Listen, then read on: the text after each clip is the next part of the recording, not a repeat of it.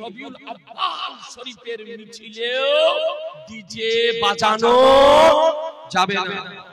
মিছিল বের হচ্ছে, মিছিলে কুসংস্কার ঢুকতে আরম্ভ করেছে, কিছু বেদাত ঢুকতে আরম্ভ করেছে।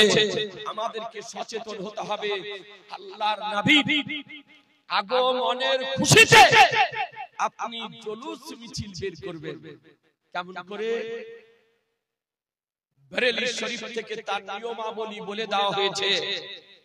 গোসল করুন, উত্তম পোশাক পরিধান করুন, আতর খুশবু লাগিয়ে নিন, টুপি পরিধান করুন, ইসলামিক ঝান্ডা একখানা হাতে নিয়ে ভদ্রতার সঙ্গে শালীনতা বজায় রেখে নারা দিন, দরুদ ও সালাম পড়েন, মানকাবাত পড়েন, নাত শরীফ পড়েন, আর ভদ্রভাবে রাস্তাতে চলেন।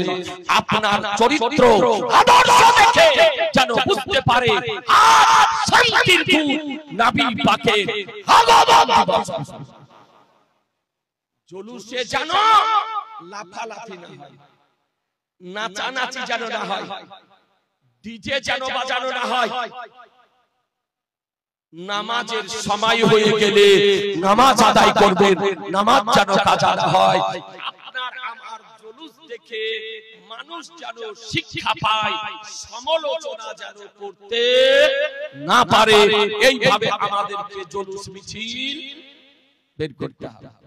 বাইকও করতে পারেন, চার চাকাতেও করতে পারেন, ঘোড়ার উপরেও করতে পারেন, হাতির উপরেও করতে পারেন, মোটর সাইকেলও করতে পারেন, টোটোতেও করতে পারেন, পাইদল হেঁটেও করতে পারেন।